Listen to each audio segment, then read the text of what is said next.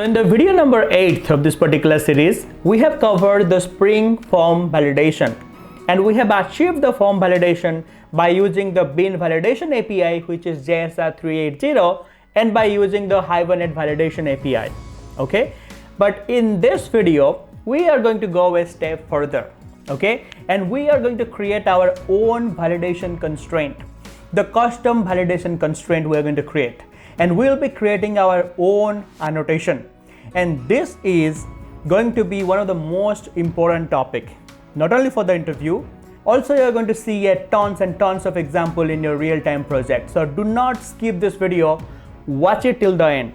I could have made 4 videos out of this content. Okay, this is a 2-hour video, so take breaks while watching this. I don't want to break your flow, that's why I'm just giving you 2 hours of content right now. Okay, so do not rush, we are going to have breaks in between, and by the end of this video we are going to master how to create the custom validation constraint, how to create our own annotation, and how to implement the validation through annotation for our Spring MVC form, which is really critical in a real-time project perspective.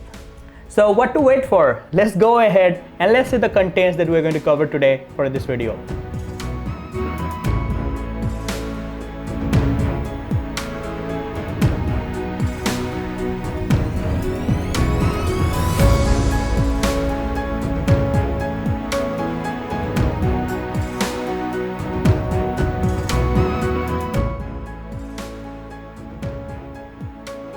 Okay, so I hope you guys are pretty much excited for this topic, and trust me, I am so much excited for this topic. I am going to provide you all the information that I do have right now in my mind for this concept, okay? Because this is really a crucial one, and I don't want anybody to miss out this concept. Okay, so my name is Abhilash. You are watching Selenium Express. Without wasting any time, let's get started.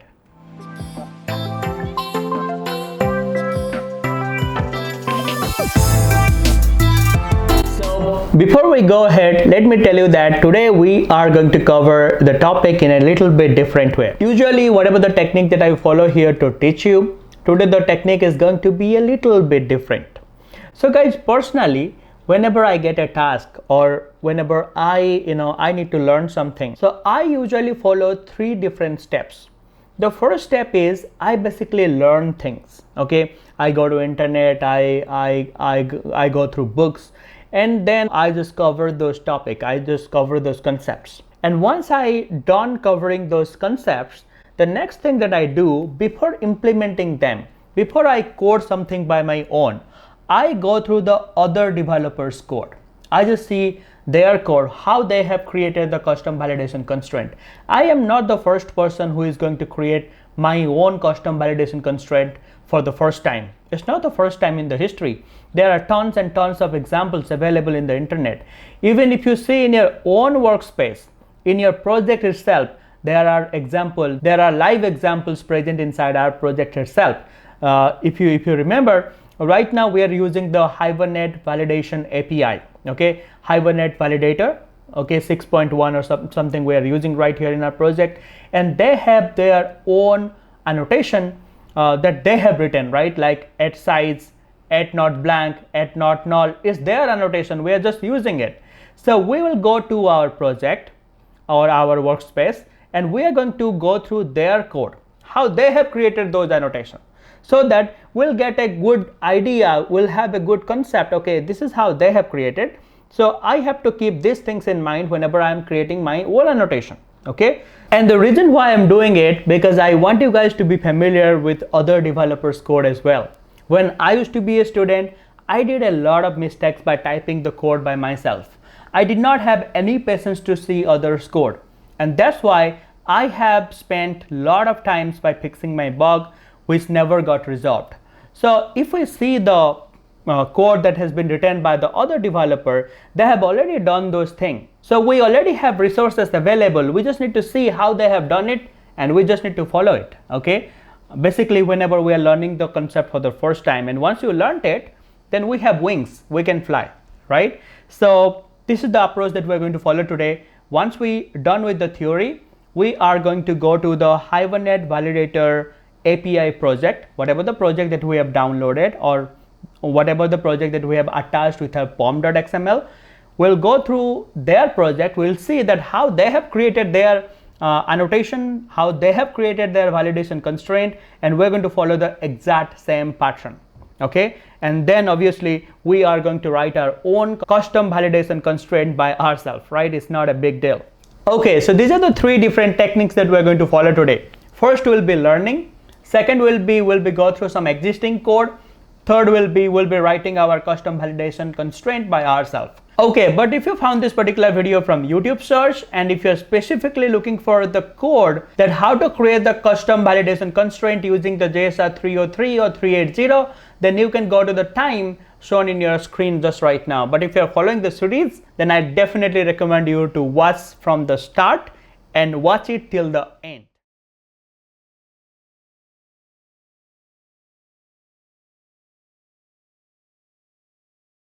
Okay, so hello and welcome to another section of this particular video.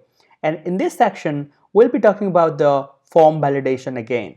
Okay, so we are going to continue the form validation topic exactly where we left in the last video. So if you remember in the video number 8, I have given you some kind of foundation and some initial KT on the form validation topic. Right now it's time to continue from there and let's learn some advanced stuff.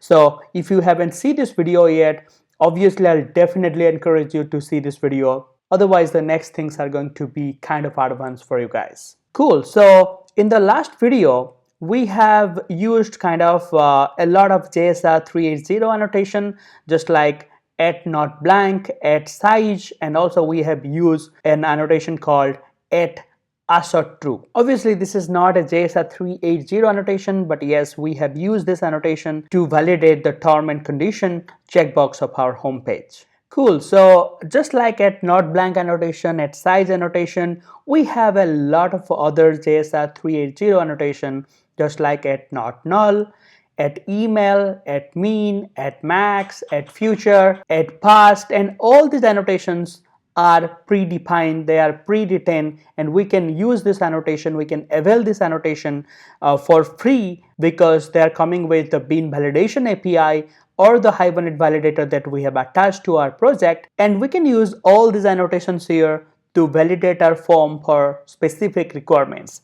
These particular annotations are pretty self-explanatory. I'm going to use it in our project in later, but for now, this is pretty self-explanatory. You can go ahead and can use these annotations and can explore it. Okay, let me give you some kind of idea about this annotation. For an example, let's say I have a field called pin code. Okay, and this pin code is integer type, and if I do not want the user to leave the pin code field blank, then I can use @not_null annotation, and I can give a message to the user in case if he is not entering the pin code, I can give him a message, hey, pin code cannot be null. This is the validation error he will be getting whenever he will be submitting the form. Okay, going ahead, we'll be also seeing some annotations just like @mean. So see here, this is an example where we can actually use the @mean annotation. Imagine there is a field called age, which is an integer type, and if I have a business rule that the age cannot be lesser than 5, then I can give a value called 5 here inside the mean annotation, and also I can give a message here, age cannot be less than 5. So over an integer field, I can use @mean or @max to give the minimum or maximum value for my field.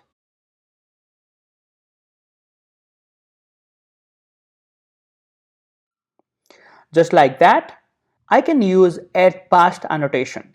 So if you see here, the @past annotation I'm using over a date field. Okay, so I have a field here for date of birth, and as you know that the date of birth should always be a past date.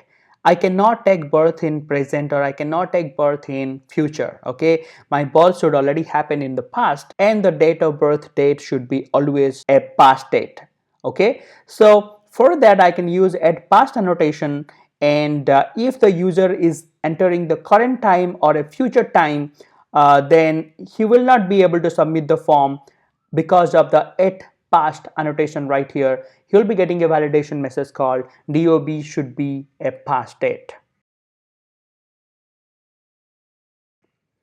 And similarly, I can also use at future annotation over a date field to make sure the date the user is entering is coming from future.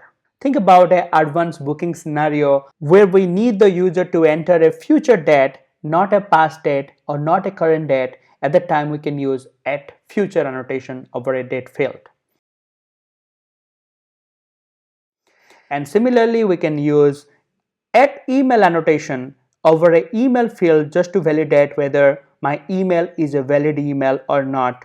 I can give him a message, hey, please enter a valid email, and I can use regular expression here to check whether the email consists of a @ symbol, whether I have a .com domain just like gmail.com, seleniumexpress.com, I have a @ symbol there inside my email or not. All these things I can validate using at email annotation. So these annotations are pretty self-explanatory, and I'm going to use this annotation a lot in my project in near future. But right now, these are some simple things.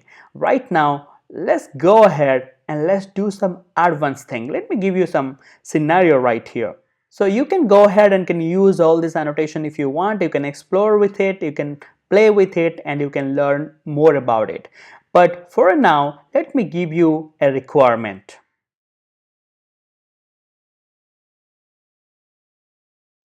Okay, so let's say I have some business rule for my already existing form.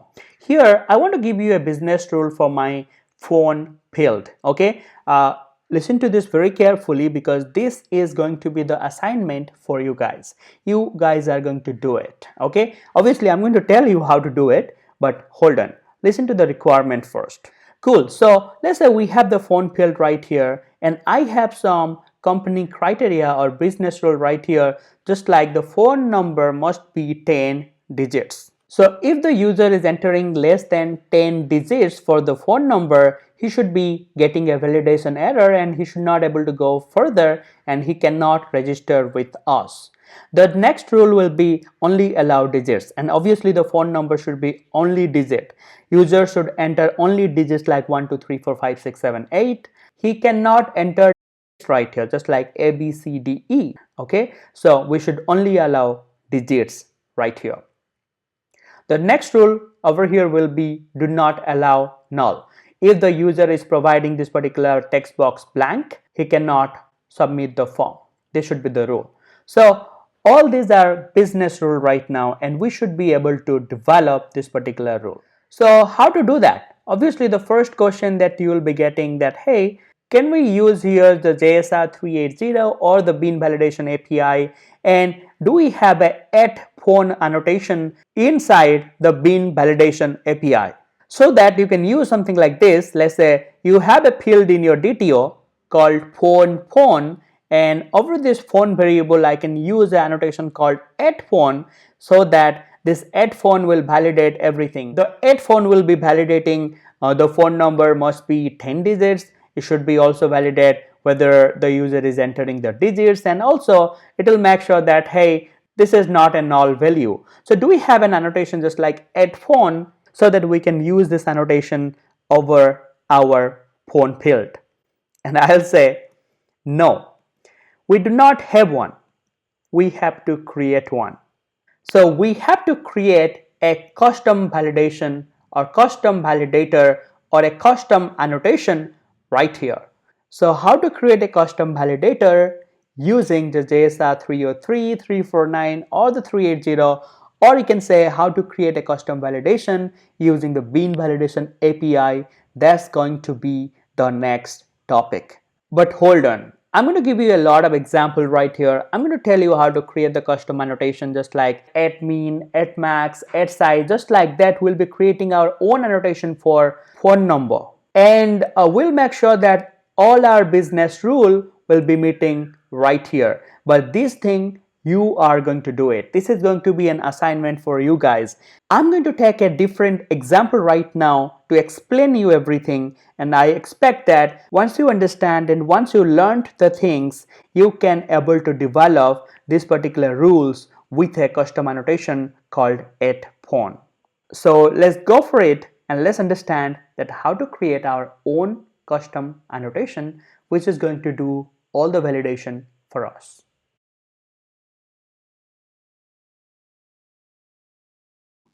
Cool. So let's say I want to validate this age field right now, and I want to write my own custom validation constraint, which is going to be validate this particular age field. Okay. So I'm going to tell you my business rule in a bit, but this is the annotation that I'm going to develop. Let's say at age validator.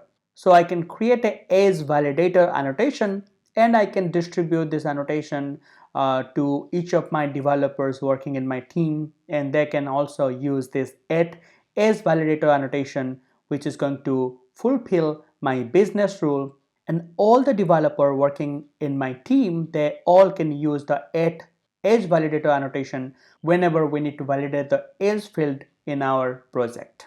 Okay, so how to create this annotation? So let me give you a step-by-step guide. First of all, let's say I have this field right now. Let's say int age. This is a field, this is a variable, and over this variable I'm going to use this at age validator annotation. So this is going to be the custom validator that I'm going to be creating, and to create this custom validator I have to use the at interface keyword before this age validator name. The way you are creating a class by using the class keyword, to create an annotation we have to use at interface keyword. This is a keyword. So this is not a typo. This is a keyword at interface, and we use it to create an custom annotation. Cool. So the next thing will be I'm going to use the at age validator annotation before the age, and let's say I want to specify the lower and the upper value for this age field. Let's say I do want the age should be between 30 and 40, so that I will have two different fields, let's say lower and upper, where I can specify the requirement that hey, the age should be between this and this. Cool. So to provide this minimum and maximum value, which is lower and upper, I need to define two new fields right here. Let's say lower and upper, which is exactly similar. And then only I can use something like this inside the age validator parenthesis. So these are the fields that's defined inside the age validator. That's why we can able to provide the lower and upper right here inside the age validator parenthesis. Cool. So now let's go to the next step. Let's say the user is providing an annotation just like this. Then what will happen? Now as you can see, he is not providing the upper value, he is not providing the lower value for the age validator. Then what will be the default value for the lower and upper? That also we need to define, right? Let's say the user is not providing anything right here, he doesn't have a parenthesis. This is the valid syntax, there is no problem with it. Right now the user, or right now the developer who is using the at age validator annotation or this annotation in his class, he is expecting that okay, I'm not going to provide the value, there should be some default value attached to the lower and upper, and I'm going to rely with the default value. And to make it happen, whenever we're creating our age validator annotation, we have to define some default value to our lower and upper. Let's say the lower should be 18 and the upper should be 60. Okay, so these are the default values attached to these fields. Cool. So now let's go to the next step and let's see another thing right here. Let's say the user is providing the lower is 30, the upper is 40, and let's say the message equal to age should be between 30 and 40, and this is the message, you know that this is going to be popped out if the validation fails and if the entered age is not between the 30 and 40. So to provide a message just like this inside the age validator, we have to write the message field inside the age validator annotation. Okay, so whenever we are creating this as validator, we should be writing this message right here. This is compulsory. So Java says, hey, if you are creating an annotation, if somebody is going to use your annotation just like this, he should be able to provide a message. We should be having that particular field right here whenever we're creating the age validator annotation. Otherwise, we cannot provide the message here. Pretty straightforward, isn't it? So the next thing is, if the developer who is going to use this at age validator annotation, that what we are creating right here, if he is using our annotation and if he is not providing anything right here inside the parenthesis, we know that the default value for the lower will be 18, the default value for the upper will be 60. But what about the message? We should be giving a default message. In case the user is not providing anything right here, this is the default message that the end user will be getting while he will be submitting the form. And if the age criteria is not matching and if it is not between the 18 and 60, this is the error message that the end user is going to see. So if the developer want, he can override all this value, lower, upper, and the error message right here by providing the parenthesis and declaring all these things inside the parenthesis and giving the appropriate value to all these fields. But if he is not providing that, then these are the default that automatically gets assigned to all these things. Cool. So right now, let's learn some exciting thing. Okay, so let's say I'm creating this as validator. So whatever the code that I have written inside this as validator annotation, is that enough? Kind of, I can say, but well, there are some extra thing that we need to define in order to make this as validator work. This is the code that we're going to write for our as validator annotation or the custom annotation. But before the as validator custom annotation, we are going to use a predefined annotation or a pre-existing annotation called retention. And for this retention, we'll give a value inside the retention called runtime. Now the question is, why we need to write this retention and what is this retention means? So the retention specifically means till what point our annotation will be retained, or till what point our annotation, this particular annotation, will work. So what does it mean, till what point our annotation will work? Okay, so guys, just think in a very simple way. Okay, so whenever we write code in Java, our code goes with different phases, right? Like first of all, we need to compile our code. Once the compilation will be done, the .class file will be created, the bytecode will be created, and after that our .class file or our class will be loaded. And then when our program runs in the runtime, we have a lot of stuff happening behind the scene. And actually we can create our annotation to manage a lot of work during the compile time, during the runtime, based upon our need. And to define that how long our annotation is going to work or how long our annotation is going to be retained, we need to use this retention policy, or we need to use a annotation called @retention annotation. This is pretty straightforward. Let me give you a very simple example so that you guys will be getting 100% clarity. Okay.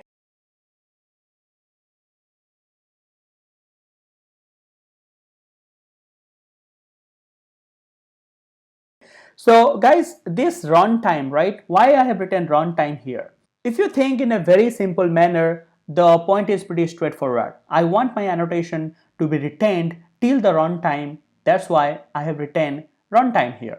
For an example, I'll show you something here. There is a enum called retention policy. Okay, and there are different constants are there inside this enum called source, class, and runtime. Okay, so the runtime that I have written here, this is actually a retention policy. As I said, the retention policy means till what point our annotation will be retained or our annotation will be work. Let me give you some examples so that you'll get the 100% clarity. Let's say this is my annotation that I'm creating as validator, and if I'm writing here @retention source, okay, so source is a retention policy. Okay, I can write retention policy dot source, or I can directly write source here. Okay, so what does it mean if I'm writing source here? So that means it will be discarded during the compile time. Okay, so if I'm writing the source before my annotation, this will be valid during the compile time only. And once the compilation is over, this annotation will not make sense if I'm going to define source as a retention policy for my custom annotation called as validator. Okay, this will be useless after the compilation. Okay, the best example you can think is @override. So if you remember, @override annotation we are using whenever we are overriding a method of an interface or an abstract class. Okay, and if the method is not properly overridden, we are going to get error during the compile time. Okay, so during the compile time only at override annotation will give us error, right? But once the compilation is done, the at override annotation will not make sense. Okay, it doesn't have any work after the compilation has done, and that's because this at override has the retention policy called source. Pretty straightforward, right? The at override retention policy is at source. That's why, once the compilation is over, the work of this particular annotation is over as well. Cool. So just listen to me. No worries if you don't understand, because these things are not needed. At last, we are going to use this in our project, and we do not care for all these things, but well, it's a good time to give you some kind of knowledge about all this type which are there inside the retention policy enum. Okay, so now let's say if I do not want to write source here, if I'll be writing at retention class here, then what does it mean? Okay, let me tell you one thing. This retention type class I never used in my entire career. Okay, and when this will be used and what is its role? Okay, let's have a look for a moment. So if I'm defining the retention policy as class, right, then this will be discarded during the class load. So once the compilation has done, the .class file will be created and the .class file will be loaded then by the class loader, and all these things happens behind the scene. So if you will be writing annotation having this retention type, this will be discarded during the class load only, and it will not make sense at the runtime. And the next thing is, this will be useful whenever you want to do some bytecode level post processing. Okay, okay, I don't want to talk about it as we are not going to use this class as a retention type, but you can remember that this is the default. Okay, if I'll not be writing anything right here before the as validator, if I'll not be giving the retention type right here, by default the default type will be class, and I don't want to talk about it as we are not going to use it.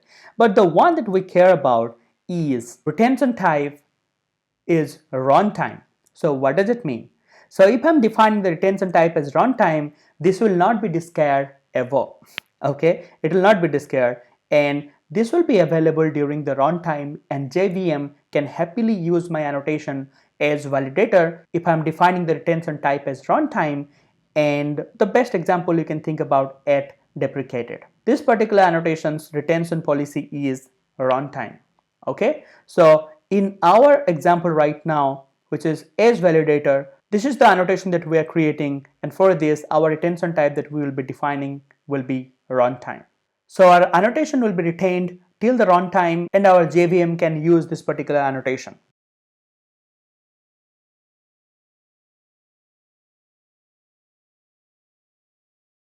And the next thing will be the target. Okay, so if you see here, the target is pretty straightforward where we can apply this annotation. So now if you see this example, right, we're using at as validator before the field, before the variable. Okay, and we're able to use it before the field. That's because I have defined the target here called field. Okay, so if you see here, this particular annotation, let's say as validator, this is the annotation that I'm creating, and I'm defining the target as field. The reason why I'm able to define the field right here, because of this enum called element type. I can also write here element type dot field. Okay, so the element type is a enum, and it has whole lot of constants here like type, field, method, parameter, constructor. Okay, and I can use all this type right here inside the target parenthesis. But right now, as I'm giving here field, so I can use my at as validator annotation before the field. Let's imagine if I'm giving here field comma method, then obviously I can write a method and I can use my at as validator annotation before the method as well. That's because I'm defining the target here. Cool. So now let's see another thing. Let's say the user is providing this as validator annotation before the field, and he's providing lower, upper, and the message. Now he is expecting that the A should be between 30 and 40, else he'll be getting this validation error message. And he also has some business logic. Let's say right now the company has provided us some business logic. Let's say the age should be between 30 and 40. If the age is 35 plus, check if the user has BP or if he's a diabetic patient. Okay, let's say the company given us some kind of criteria just like this. Then we have to write logic for this, right? So where we're going to write all this logic? So this is the annotation that we have created. We have written all these things right here. We have defined the field. We have created the default constant for all these things. But where we're going to write this logic? And to write this logic, we can actually create a different class. Let's say I'm creating a class here called AgeValidator constraint, and here I'm going to write my logic. Okay, my business logic, all these things I've said, I'm going to write it right here. Now you are going to ask me a question. Okay, Abhilash, here you are creating the annotation. This is the way you are going to create the AgeValidator annotation. Cool. So you have a different class here. You have written your logic here. Now how this annotation is going to know that here you are actually defining the business logic? The way it is possible is by using another annotation called constraint. And here we are going to provide the validated by and the class name where actually we are writing the logic. And in this way, I can hook this particular class with this annotation. Now this annotation knows for the logic, for the business logic, it needs to go to this particular class, and here I'll be writing the logic for this annotation, the way it is going to work. Cool. So I'm going to show you one more thing. Let's say the user has provided the lower value as 30, upper value is 40, and this is the message. So you know that right now all these values will be overridden with the default value as 30. The upper value will be overridden as 40, and the message will be overridden with the default error message whatever the user has provided. And at last we'll be writing a class. Here we'll be writing our business logic, and we'll be using constraint annotation, and we'll hook that up with the class. Actually the class where we're writing our business logic, so that our annotation will look for this particular class, and this particular class will define the way this particular annotation is going to work. Okay, so this is kind of a very high level idea. Okay, if you do not understand also, no problem. We're going to write code manually right now, and I know that you have kind of a very good understanding or some kind of understanding, so that right now whatever the things that I'm going to do, it is going to be pretty simple for you guys, and you can understand the things right now. Okay, so now let's go ahead and let's give it a shot, and let's create our AgeValidator by ourselves.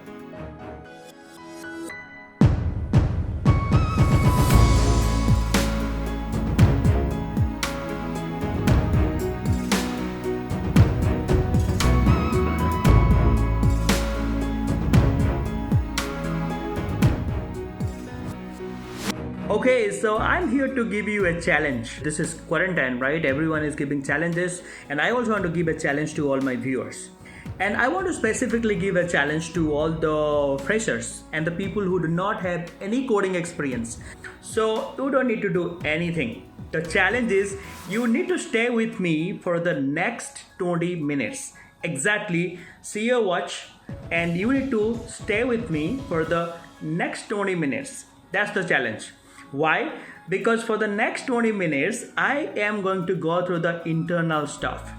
I am going to go through the existing code. And I know that most of the people, most probably not my viewers, but most of the people who are fresher, they don't want to see the existing code. But you are different, I know. You are smart, you are different, you are unique. And you are my viewers, and I know that you have a lot of patience. You have patience to watch a 2-hour video. I know you guys are doing good. And even if you do not understand anything, no problem. After the next 20 minutes, we are going to actually start with the development process. The challenge starts now. Only see the thing that I am going to show you. Do not see here and there, and do not try to understand everything. That's absolutely fine. I know you are starting the things. I know you are fresher, but still, I want you guys to work, okay? I want you guys to work in industry. That's what I want, okay? And this challenge is only for the freshers. And for the experienced people, there is no challenge. Anyhow, you guys need to watch it.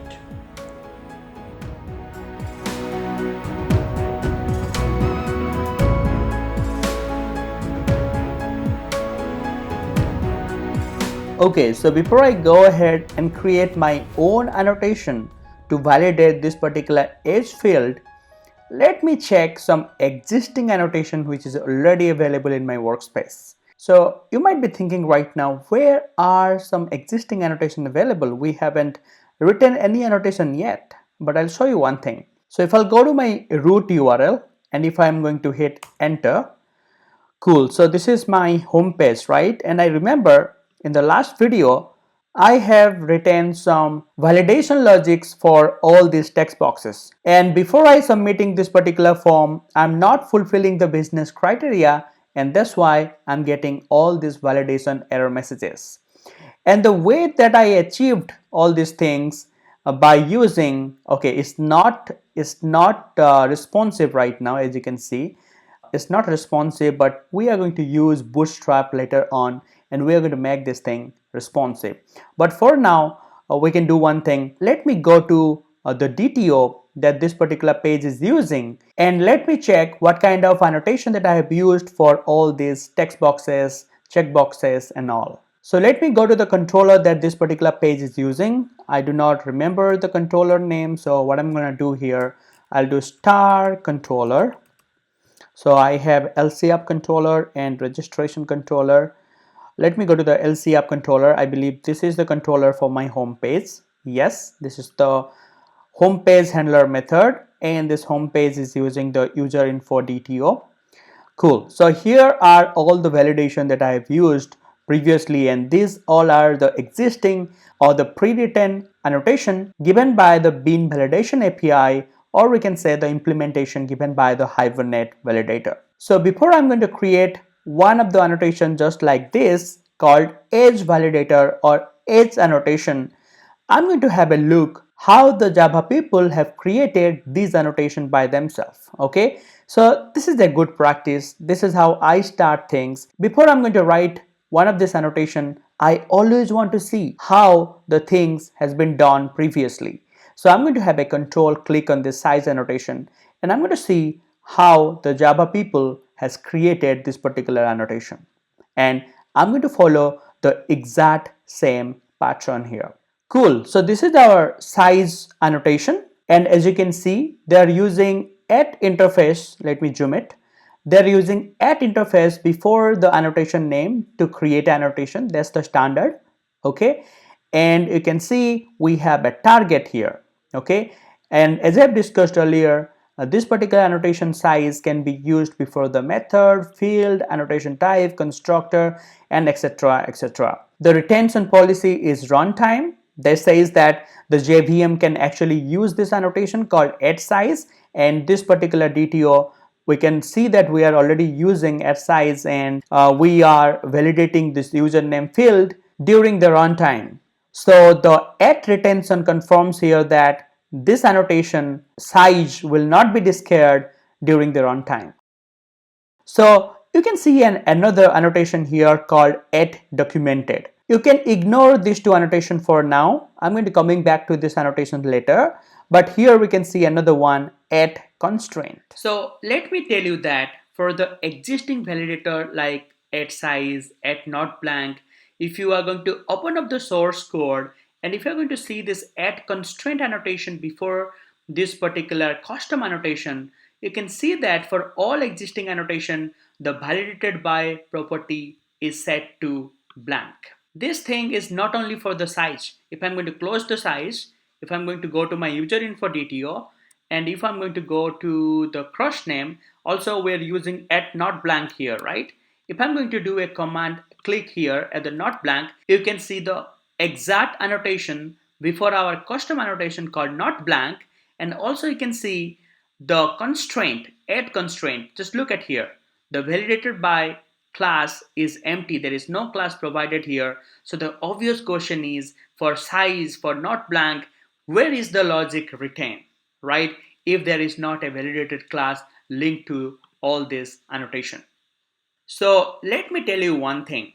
For the pre-existing constraint, like at not null, at not blank, at size, for all these things, the way it is going to find the class here is a little bit different. When we are going to write our own annotation like this, obviously we are going to provide our class name right here inside the at constraint annotation. the way the thing is working for the existing annotation is a little bit different. That's how the framework has been designed. I can tell you one thing. If you want to see where the logic for this particular not blank annotation has been written, you can simply do one thing. You can simply hit Command Shift T and you can type in not blank validator.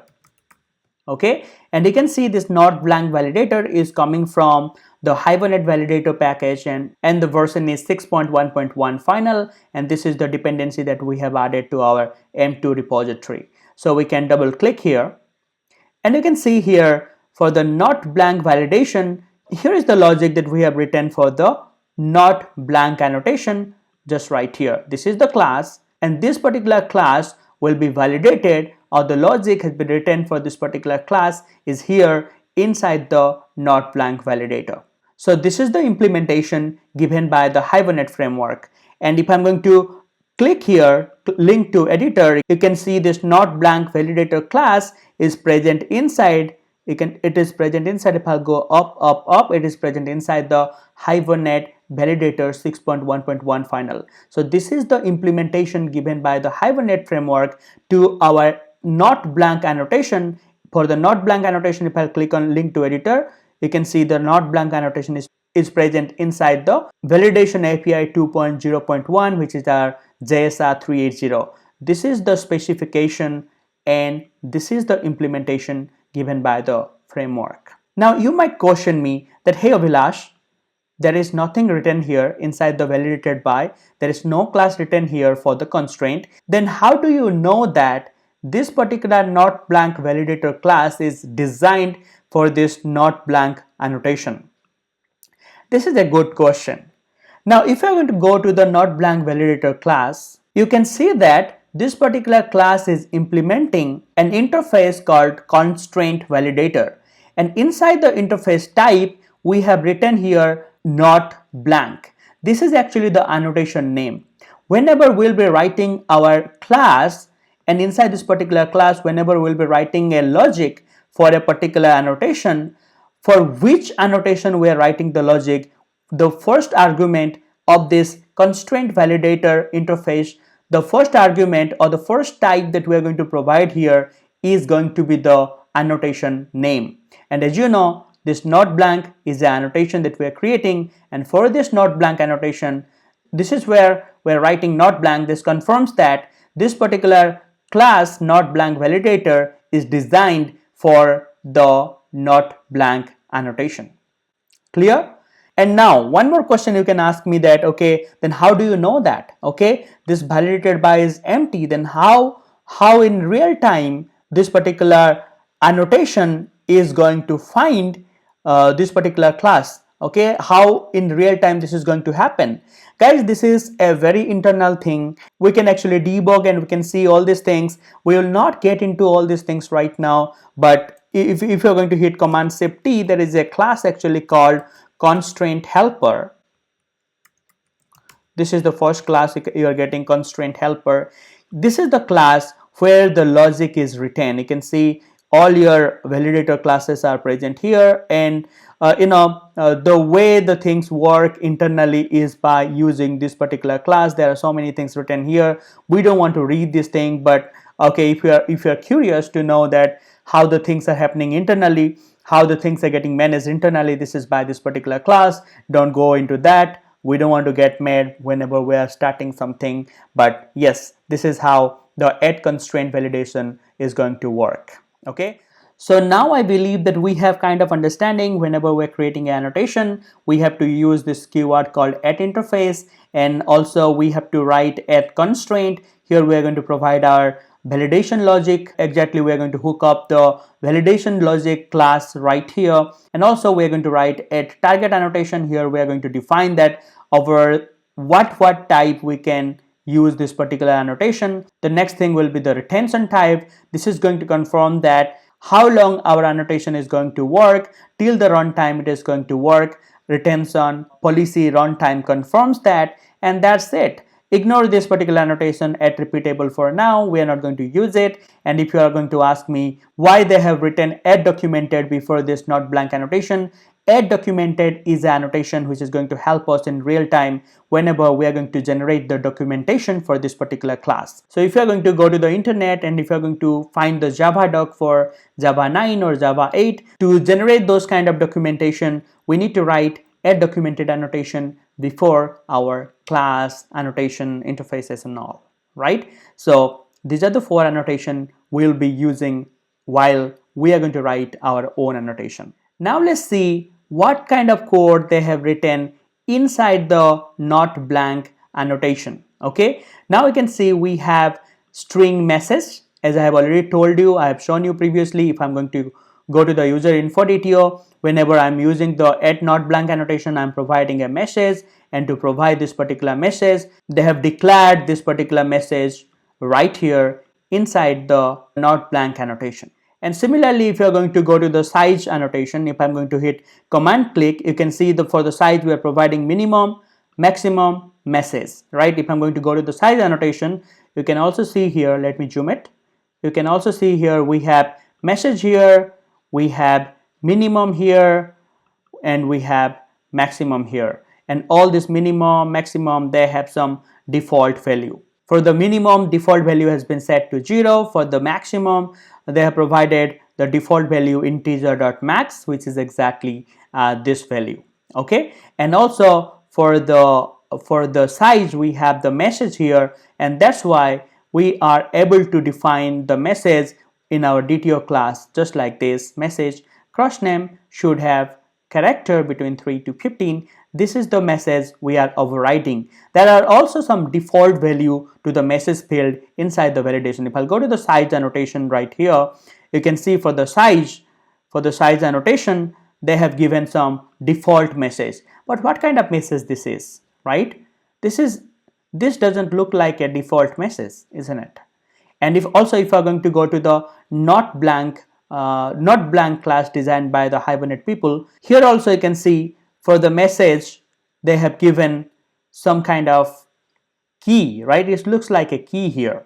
So where is the value for this? So actually they have not hard coded the message here. This is something that I'll be discussing later, but for now I'll show you that for these messages, the message inside the not blank annotation, if we'll go to the size.class, the message here inside the size annotation, all these things, right, is actually loaded from a properties file. Okay, so if you'll be going to your Hibernate jar, this is my Hibernate validator jar.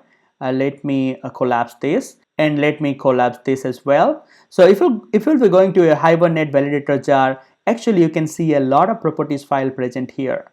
Okay, and validation messages.ar, validation messages.fr, fr stand for French language. Just like that, for UK, for Chinese people, they have their messages for localization, but the default messages for the default property is obviously English, and all these default values are present inside this validation messages.properties file.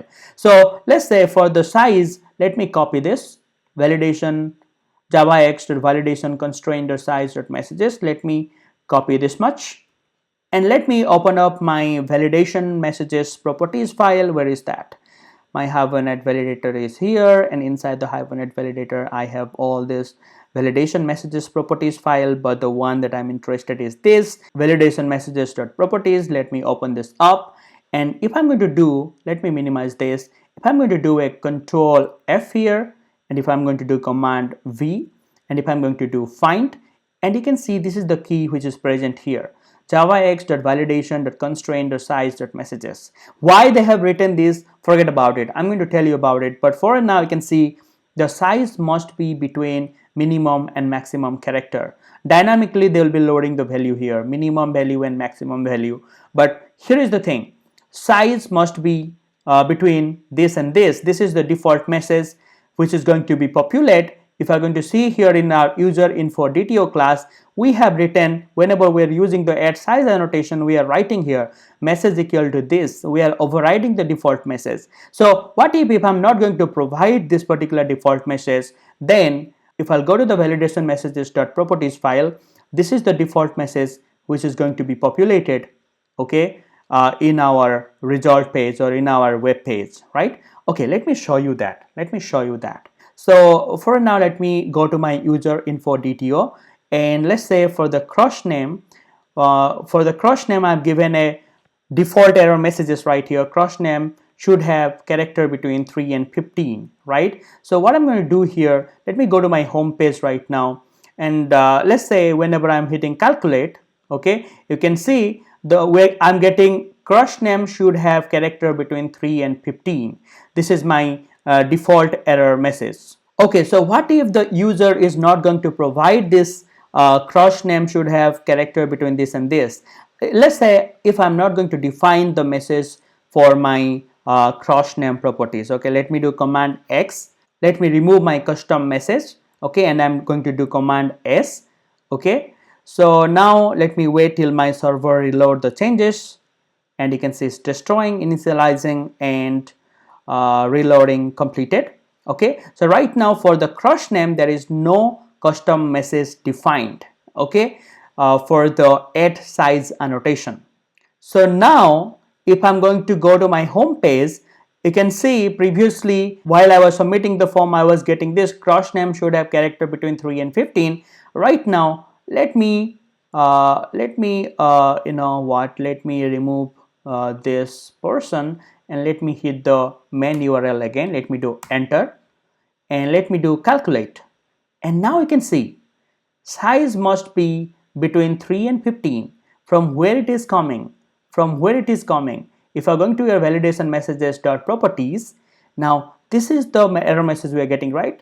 Size must be between minimum and maximum. So if you are going to our user info DTO, the minimum value I have given 3, the maximum value I have given 15, and that's why I am getting you know, the size should be must be 3 and 15. Okay, so the minimum and maximum value, which is 3 and 15, is dynamically getting loaded right here. The mean value comes here and the max value comes here, and this is the complete error message we are getting.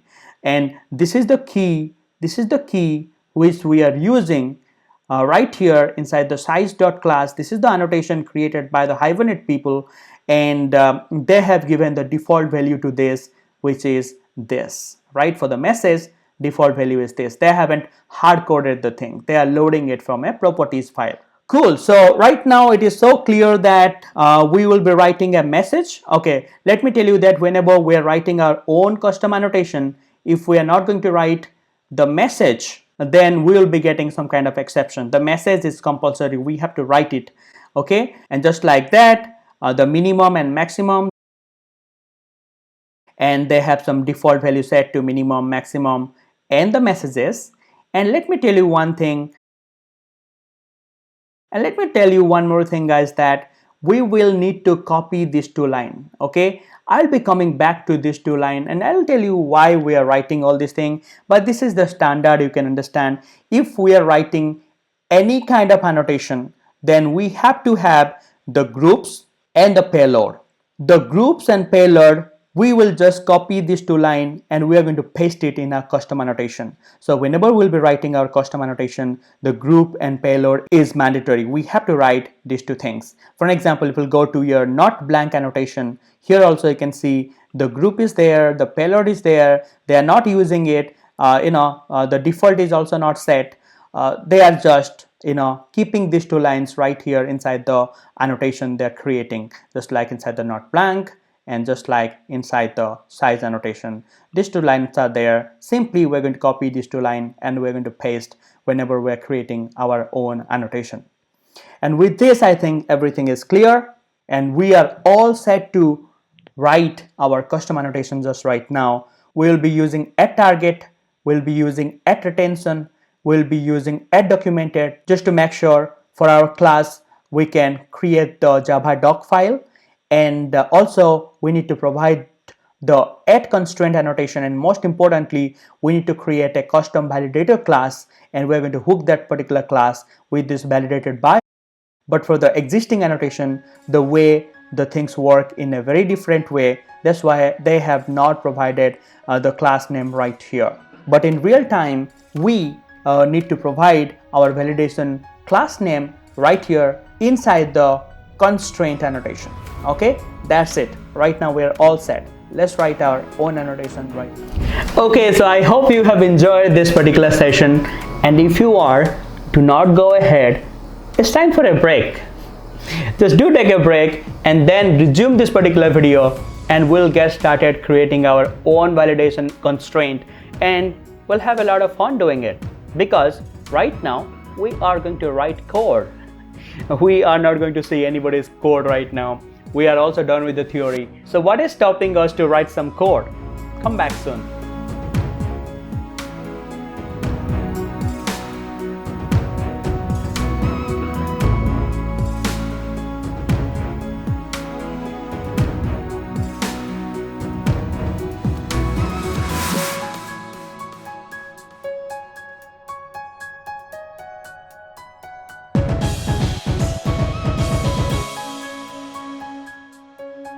Okay, so now let's get started with our development process, and let me create my own custom validation for my age field in my registration page. So let me go to the registration page by hitting the register URL.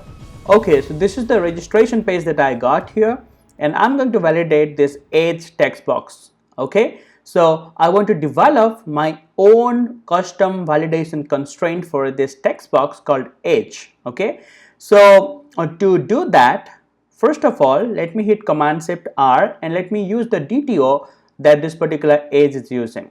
Okay, and if I remember it well, the DTO that we are using for the registration page, let me hit star DTO, and we have 3 DTO we have developed so far, and the one we have interested with is the user registration DTO. Now let me open this up. Cool, so I got my age field right here, and I want to write a validation constraint for this particular field called age. So what I want is, I want to create my own annotation like age here, and I should be able to define my own validation constraint for this particular field. Okay, I should be able to define something like lower should be, let's say 18, comma, and the upper should be let's say 60. Okay, and also I should be able to provide a message right here, blah blah blah, the age should be between 18 to 60. Okay, but as you can see right now, this is not working, and it is asking me to create a new annotation for age. Okay, so this is the thing that I'm going to do right now. Let me comment this up. Let me create a new annotation right here. So what I'm going to do here, I'll go to my package explorer. I will open this up. I'll go to my love calculator project. I'll go to source main Java, and here I'm going to create a new class right now.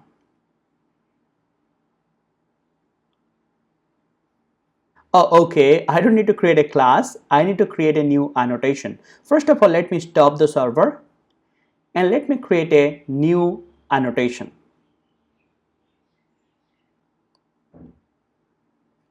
Okay, the annotation name I'll give as age. Okay, I can also give age validator constraint, but I'm going to keep it as age right now. This sounds good, isn't it?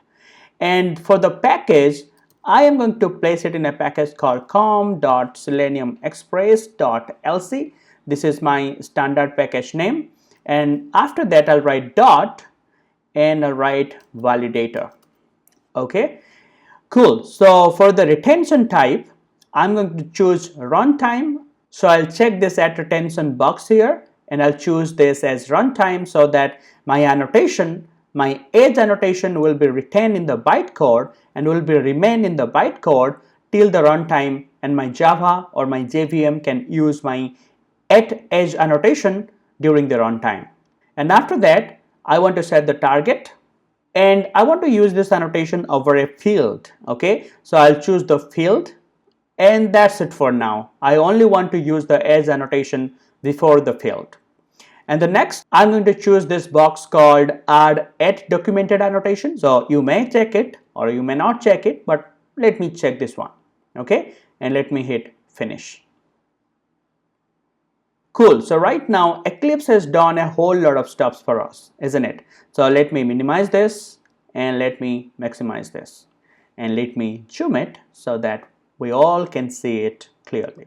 Okay, so we're using add interface before the edge because this is an annotation we're creating. We also have add documented in place, and we also have the add retention in place. And instead of saying it runtime, let me say it retention policy dot runtime. Okay, you can see the retention policy has all this value, right? Class, runtime, source, and I'm choosing runtime here just because I want this particular annotation to be retained till the runtime.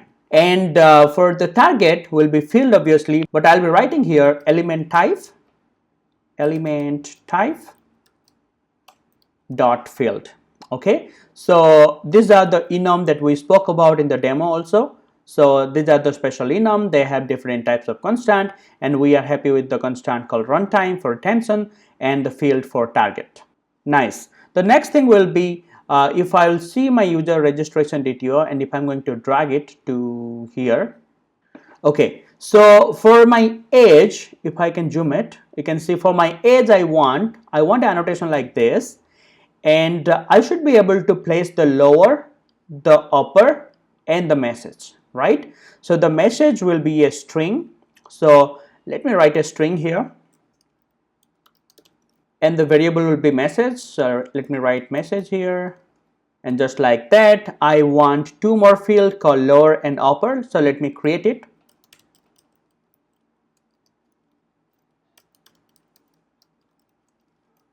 Okay, so right now let me give some default value for my string called message, the default value for lower and upper. So let me write default, and I'll be writing my message here, and for the lower the default will be, let's say, 18, and for upper the default will be let's say 60. Okay, cool. And let me give a default error message here. Let's say age should be between 18 to 60. Okay, it should be between this. Cool. So right now, as I said, our custom annotation age is ready. But as I said you before, I will be needing two more fields. So if you will not be writing message, then you will be getting an exception, okay, in the runtime. Just like that, we will be needing two more mandatory fields called groups and payload. Okay, and you don't need to remember them. So what you can do, you can go to any of the annotation that we have used before. Let me open up one of the DTO that we have used. Let me do star DTO, and if I remember it correctly, in the user info DTO, previously we have worked with this DTO, and we have some annotation like not blank size. Let me go to the not blank annotation, which is a predefined annotation, and right now you can see inside this annotation we have and payload, right? So let me copy the default and payload, and let me close this annotation. And for now, let me paste these lines right here, and let me do a command A, command shift F. Cool. So right now I have successfully created my age annotation, isn't it? So now let me close this user info DTO, and let me comment this off, and let me close this. Okay, so the next important thing will be I am going to write a class, a separate class, where I'm going to write the logic for the validation. Okay, how my age annotation will be working, that I am going to define inside this particular class. And for that, I'll be writing a new class, and I will hook that class up right here with an annotation called constraint. And inside this constraint, there is an attribute called validated by, and here I need to define my class name. Let's say for the age, we are going to create another class, let's say age validator, where I'm going to write my custom validation logic, and let me write dot class. Okay, right now Eclipse will complain for sure that, hey, there is no class available like age validator, please create one class like age validator. So let me create a new class called age validator, and I'm going to keep this class inside the validator package, and let me hit finish. Cool. Right now if I'll go to the age, if I'll do a command S, but still I'm getting an error. What happened? Okay, so if I'll put my cursor here, validated by, you can see this is only expecting okay, the classes which extends to the constraint validator, right? So we need to implement another interface with this class called constraint validator. Okay, I spoke about generic sometime in the core Java chapter, somewhere probably in the comparator or comparable video. So if you are not sure about the generics, you can watch those tutorials, but this is what it means, right? We have created our edge validator class. If I'll go to the edge validator, the validated by property is still complaining because it is going to only allow the class which extends to constraint validator. Okay, basically the constraint validator is an interface, right? In generics we can use extends for both interface and the class, right? So this is an interface. So right now let me do a work. I'll go to the edge validator and let me implement this what was the name? Constraint validator, I think. Let me put my cursor here. Constraint validator. Let me go here and let me write constraint validator, and as you can see, the first one we're getting from Java extended validation. Cool, that's good. So right now this constraint validator need two things to specify right here in the generic type. The first one will be the annotation for what we are writing this particular class, to validate which class we are writing this particular edge validator. Obviously we are writing this edge validator for this annotation called edge, right? So let me go to the edge validator and let me paste edge here. This is the annotation that we are going to validate by using this edge validator class. The next thing is the type. Okay, over what field we are going to implement or we are going to use this edge annotation. This edge annotation we want to use it. Okay, if I'll go to my DTO, let me do star DTO and let me open up the user registration DTO, and here as you can see I want to use my edge validator before a field called edge, and this type is int. So this is the thing we need to specify right here inside the type. Let me say int here and let me do command S. Now it is giving an error because this is a syntax error, right? The generics only works for the object type. So let me do one work. Let me go to the user registration DTO. Let me change this int to integer. Okay, let me do command S and let me remove the getter and setter, and let me do command S and let me generate the getter and setter again. Let me hit command 1, create getter and setter, and let me choose, okay, after set communication DTO I want to generate my getter and setter. Let me do command S. Okay, so now it is ready. Cool, command S. Now let me go to the edge validator class and let me change it to integer. Cool. Right now I should not be getting any error inside the edge.java class. See, right now the constraint is not complaining because this validated by needs something which extends to constraint validator. Right now we have created a class called edge validator and this is implementing the constraint validator. This is the annotation name for what we are writing the edge validator, which is edge in our case, and this is the type, okay, over what I am going to use this annotation, that is the edge. Okay, this edge type is integer and that's why I have written integer here. Right now, as you know, we have implemented the interface. We need to override the unimplemented method. Let me click here, add unimplemented method, and there you go. Cool. So this is where, let me remove this comment, and this is where I need to write my logic here. My validation logic for this interface edge, I am going to write it here inside this method called isValid. Now you might be asking me one question. Do we need to put a Spring annotation like add component here? Otherwise, how the object for this particular class will be created? Okay, how Spring is going to detect this?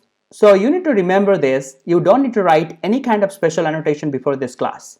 The Spring is going to automatically detect this annotation called edge validator. That's because you are implementing this annotation called constraint validator. Okay, so let me remove this import, command shift O, and let me do command A, control shift F to format everything. So right now let's write our logic inside the isValid method, okay, for our edge annotation. Cool. So So before that, before I'm going to write my logic here, I'm going to introduce to you another method which is present inside the constraint validator. If I'll go to the constraint validator by hitting the control click, you can see this is an interface, and there is a default method here called initialize. Okay, and there is only two methods I think inside this interface called constraint validator. We have only two methods. One is valid, where we are going to write our logic inside this method. This is compulsory. This is a abstract method, so we need to override this, but this is a default method, so we may or we may not override this. But for now, let me override this, otherwise you are not going to know about this particular method. Basically, we do not need this for our application right now, but let me override this just because I want to show you the work of it. Okay, so let me do initialize. Let me write here initialize, and the Eclipse will tell me that, hey, you want to override this particular method. I'll say yes, please override, and I will remove all this thing. Okay, so what is the need of this particular method? The name says everything, right? Initialize.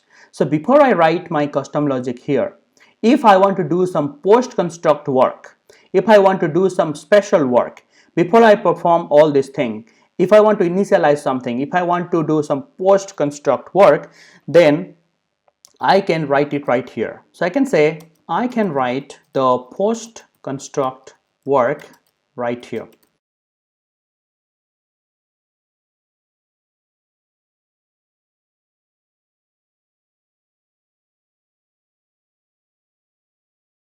Okay, so right now let me go ahead and let me write the logic for these two methods called initialize and isValid.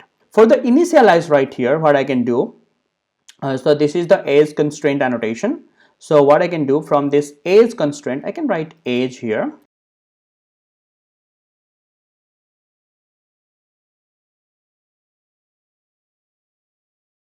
Okay, so from here I write age dot upper, and I want to get the upper value. For an example, why I'm writing this, think about a scenario. Let me drag this to here. Okay, let's say somebody is defining something like this, age annotation, and inside that, let's say he don't want to define 18 and 60. These are the default value. He want to change the default value. Let's say he'll give the lower value as 30 and upper value as 75. Okay, this is the default value that you want to give here, correct? So I want to capture this default value 30 and 75, and I want to write my validation logic for this 30 and 75. So how I can dynamically get this 30 and 75 value? Right now these are not the default value, right? The default value I have defined here is, if I'll go here, default is 18 and 60.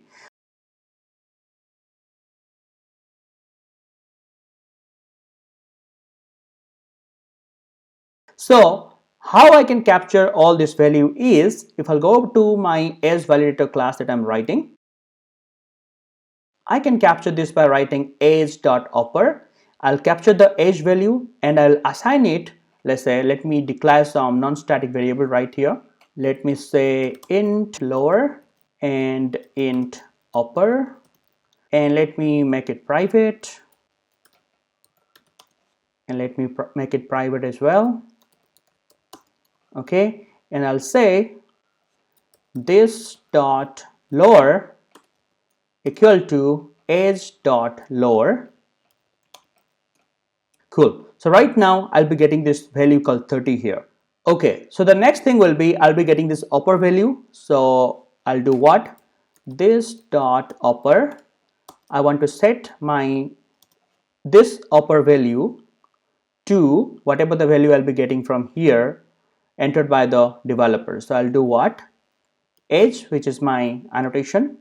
Right here I'm getting an age dot upper, and this is the way I'll be capturing this value. And once I capture them, I'm setting it to this upper and this lower. And right now, once I get my value here, let's say right now, for now, the lower value will be 30 and the upper value is whatever the developer set here, let's say 75.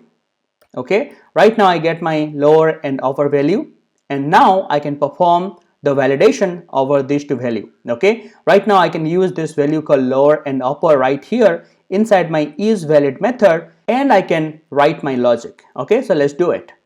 So for now, let me close this and let me write my logic here. Okay, so before I write my logic here, I should be knowing that what is the value that user has entered in the form so that I can validate. Let's say if the user is entering here 30, I need to capture this value called 30, right? And the way I can capture this 30 in my isValidator.java inside the isValid method is by using this value here. Okay, this value will be 30. Okay, because whatever the value that user is going to enter, let's say 303, and I'll be getting the 303 right here. Okay, so let me change this to h so that it will be pretty easy to understand. So I'll be writing here if, and inside the if I'll be writing if h is lesser than lower or the h is greater than the upper, then I need to return false. Okay, if the age is lesser than the lower value or if the age is greater than the upper value, let's say lower is 30 and 75 is the upper, if this criteria doesn't match, then I'll be returning false. Returning false means this says the validation didn't pass, else I'm going to return true. Okay, so true means pass, okay, the validation pass, and the false means fail. Okay, and similarly I need to write a one more block. Let's say if the user is not going to write anything right here, if he leave the particular text box blank, then the value will be null, right? Then what I can do for the null value also, if I'll write if h equal to null, I'll also return false here. Okay, that's it. Right now I'm ready to go. My isValid method is ready. So let me do Command A, Command Shift F to format my code. And this is the code. You can see pretty straightforward, nothing fancy here. There are two different methods that I have written. One is called initialize and one is called isValid. IsValid is where I am actually writing my logic, and for the initialize method I am actually getting the value set by the developer. Okay, in our case the value set by the developer is 30 and 75, the lower and upper value, and obviously if I'll go to age, right now value will be overridden, value will be right now 30 and 75, whatever the developer has set right here in the registration DTO. And once this particular value set to this particular field, so what I'm doing inside my isValidator method, so I'm writing my initialize method. So here this age is my annotation. If I'll do control click, you can see this is the annotation that I have created, right? And from this annotation, right now this value has already been changed, set by the developer already to 30 and 75. So from this age, I'll be getting the lower and the upper, and that's what I'm doing. I'm getting from the age, okay, I'm using the age reference, the annotation reference, and I'm writing age.lower, age.upper, and I'm setting it to the lower and upper, which is my non-static variables right here. Cool, that's nice. Right now, let me go ahead and let me test this application. This is pretty straightforward and there is nothing fancy here. Right now, let me go to the age registration DTO. I'm getting an error. That's because I have not imported this particular age. So let me import this age annotation, and the error is gone right now. And you can see that we have written our own annotation called age. If I do control click, I have written my own annotation called age, and this age I'm using in my user registration DTO, and I can give this particular annotation to any of the developer working in my team right now, and whenever in my company there is a requirement to validate the age, they can use this annotation.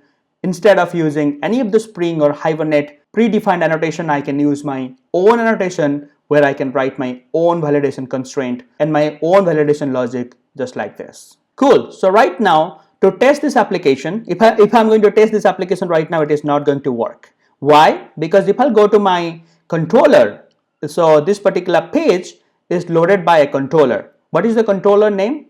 So the controller name also I don't remember, so let me do a star controller and let me see what is the name I have given. Obviously the controller name is registration controller. So let me go here and you can see for the registration controller, whenever somebody is going to hit the register button here, the flow should come to this particular method, isn't it?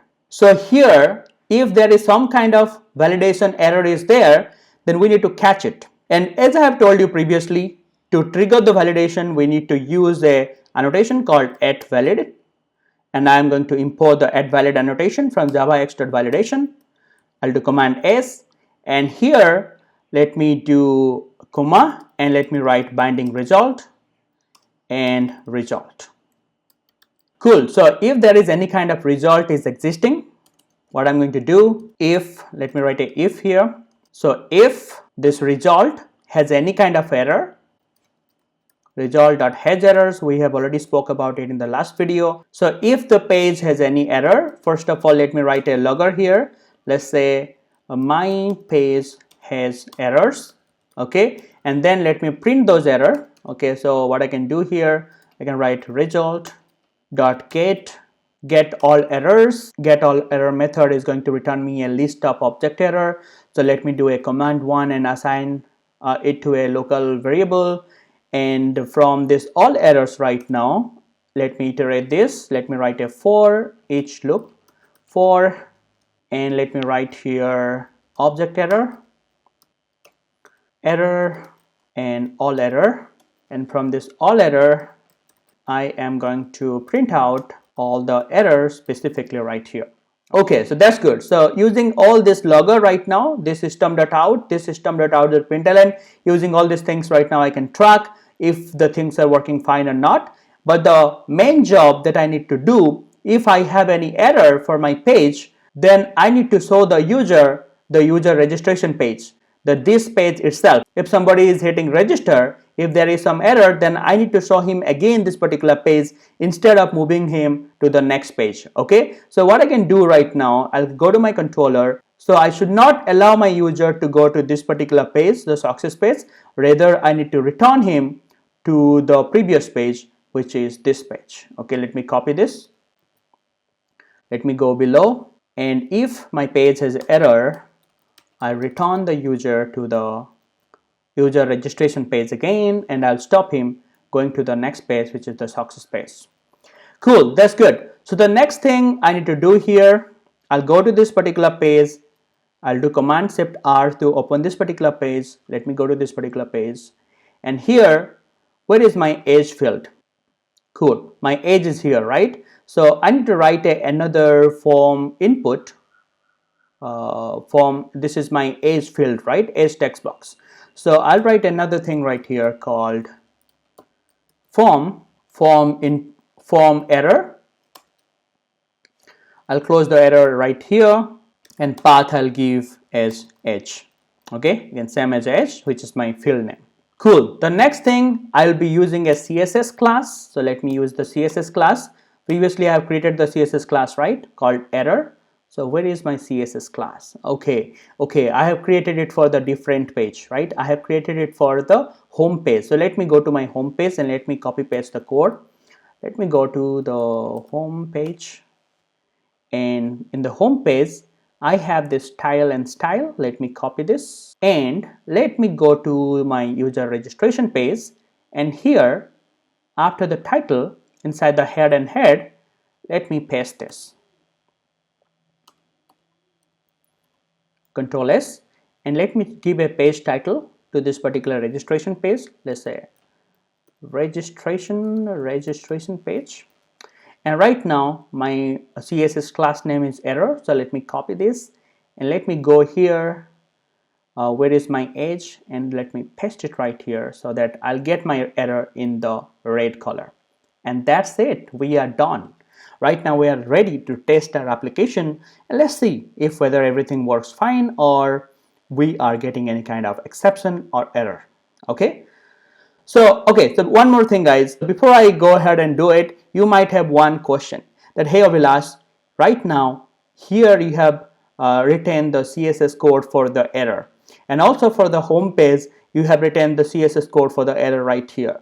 So this is kind of redundant, isn't it? So we should not be writing things like this. Rather, we can create a different CSS file and we can place our dot error right there, and obviously wherever we need it, instead of writing our code again and again right here, we can load it from the CSS file. Okay, I'm going to do that particular things very soon. I'm going to remove this code from this particular page, and I'm going to create a different which is specific for the CSS, and we will be loading those CSS files to our Spring application. But for now, let it be like this. Okay, I know the core are redundant, but that's okay for now. Okay, my main goal is to make things work, this particular things work, okay, for the validation.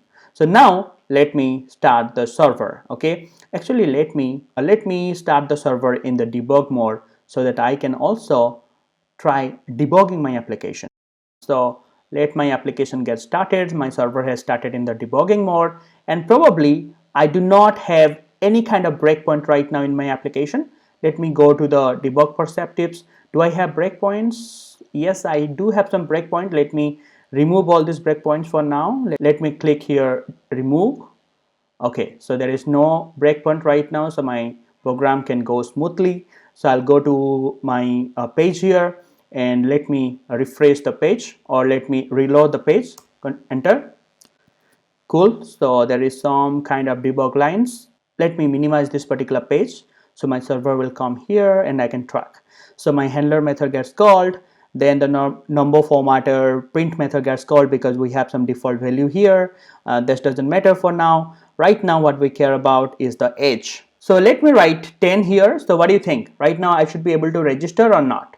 So if I'll go to the user registration DTO, what is the lower value is 30 and upper value is 75, right? Let's see our logic is working or not right now.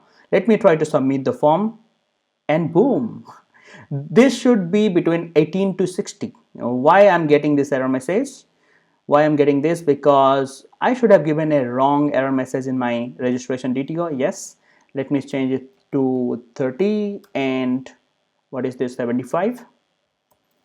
Cool. So right now let me go here again, let my server reload my changes that I just made. Come on boy, do it fast, do it fast. Okay, destroying the dispatcher, initializing, and the Hibernate things are in my place, and the reloading is completed. Now let me do one thing. Let me again hit the URL. Let me go to the register page, and inside the register page, the age, let me enter, let's say 22, register, and the age should be between 30 and 75, and let me say let's say the age is 30. Right now do register. Cool, now it's working. Okay, now let me do one more thing. Let me test it by putting 35 here, register. Cool, it's working fine. Now what is the maximum value? I'll go here, the maximum value is 75. So let me put here right now 75. Okay, it is working good. Now let me go here and let me enter 76. Register, and it's not working. Okay, the age should be between 30 and 75. Cool. So what about if I'll not enter anything? Register. Okay, this is also working fine. If you can see the log also, you can see for the user registration DTO, we have a field called age, and that age has some rejected value, right? That's because it doesn't meet my criteria. Okay, so it's working good. For null also it's working good because we handled the null check right here inside the age validator class, right? So for null also, if it will be null, we are returning false here. Okay, so now let me test it some other way. So let me go to user registration DTO. Let's say if the user is not giving the lower and the upper, and also let's say he is not giving the message here, let me remove everything, then my default value should work, right? Because the default I have set here 18, 60, and the default message is this, right? So let me test this out. So let me go to my page again, and right now let's say I am going to put here 3, and let me do register. Let me see whether this message changes or not. Cool. So the age should be between 18 and 60. So right now the default thing is working, right? Now let me give 19 here, and let me do register. Now you can see you are easily go to the next page. That's because the default value is 18 to 60. Okay, I'm so glad that you have got so far, and why not you just give me a comment right now in the comment section that, hey Avilash, I have got so far. Okay, by that way I can track that people are watching this video from first to last, okay? And if you're really watching it and enjoying this, then obviously do not forget to write a comment and do not forget to mention that you have got so far, so that I can understand, okay, you are in the middle of this particular video, and I'll be happy because that's why I'm creating these particular videos, just make you satisfied, okay, just to help you. And if you're finding it helpful, just let me know in the comment section. Do not forget to comment.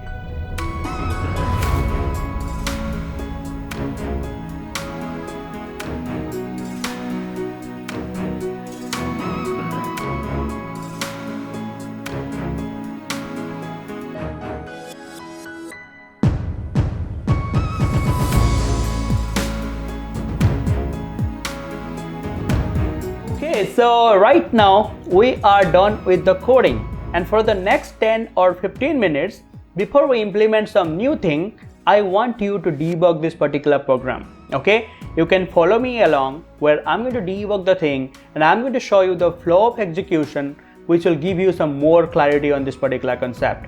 And you may skip this section, but I'll tell you what, go through it, and obviously this is going to be beneficial.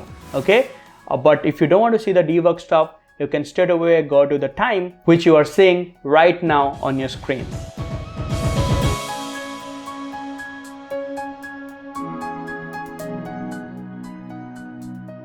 Okay, so right now let's do debug once and let's see how our flow is working. Okay, so let me go to my AsValidator class, and inside the initialize method, let me put a breakpoint here, and also inside the isValid method, let me put a breakpoint here. I told you previously the isValid method will be executed after the initialize. Here we are going to do some initialization stuff or the post construct work, and after that this particular thing will be executed. Okay, so I have a breakpoint here, I have a breakpoint here. Let's see first where the flow is coming first. Okay, so I'll go to the registration page and I'll hit this URL. Let me tell you that I have just started my server again, and let me hit enter. Okay, let me go to the register, enter. Cool. So right now I'll do what? I'll give some age, let's say 32. Okay, right now for the age I have not defined any customization value, so the default value will work. So let me go to the registration page and let me do register. The age is 32, which is a valid age. Let me go to register. Okay, let me switch. Okay, so I am in my debug mode.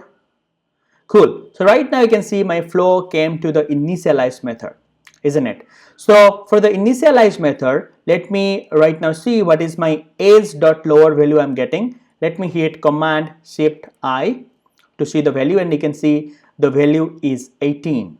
Okay, so 18 is the value because that's the default value, and the developer has not customized the value, that's why I'm getting 18 here. So first my flow came to the initialize method. Again, let me do F6. Now what is the value for the upper? Obviously the default value should be for the upper. You can do command shift I to see this value, or you can do one thing. Let me show you another trick how you can actually use the display also, because I told you during the initial course declaration that I'll be showing how to debug also. Let me go to the show view and let me click on this display. Okay, I'll tell you that how you can use this display also. So let me clear out the previous thing, and what I can do, let's say I want to see the value for this. I can actually copy this, I can actually paste it right here, and I can select, I can give a semicolon. Let's say I want to execute this particular statement separately, and if I can click here the display result, you can see the upper value is 60. If you want to execute this line, command C, you can put it in the display section. Let me put it right here, command V, and let me give a semicolon, and you can run this code specifically, right? You can click here this icon and you'll be getting 18 for the lower value. So the display mode also you can use while debugging. Let's say if you want to do some specific operation before you make some code changes over this code, you want to, let's say you want to write a lower dot, and you want to perform some other operation, let's say to string or something you're writing, or to array, something if you want to do with this also, you can test it out inside the display mode. That's why we basically use the display stuff. Okay, let me close this because I am happy with my Control-Shift-I. Most of the time I personally use the inspect feature of the Eclipse or Control-Shift-I to see the edge.upper value. Okay, whatever. So let me do F6. Right now you can see my upper value is 60 and the lower value is 18. And let me do F8. So my program flow will come to my isValid method, and this makes sure that first of all the initialize method is getting executed where we are setting our initial value, and then the isValid method is getting executed. Right now you can see our value is not null. Our value is what? 32. This is the user entered, and if I'll do F6, I'll go to the next statement because it is not null. If I'll do F6, you can see the age value is 32 and the lower value is 18. So this is false, and the age value is 32 and the upper value is 60. So 32 greater than 60, which is false as well. So false is false. So this particular if block will be also skipped. F6 again, and I came to the last statement, which is true, which means that my validation passed. And if I'll do F8 right now, you can see my program will be executed and I should be able to go to the next page. Okay, let me do register. Okay, again it came here. Okay, something happened in between. F8, F8, F8. Let me go here. Okay, so it's happened well, right? 32.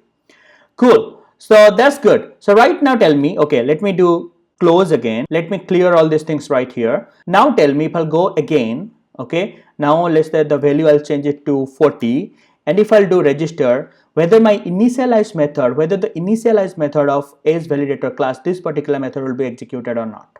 Okay, let's check that out.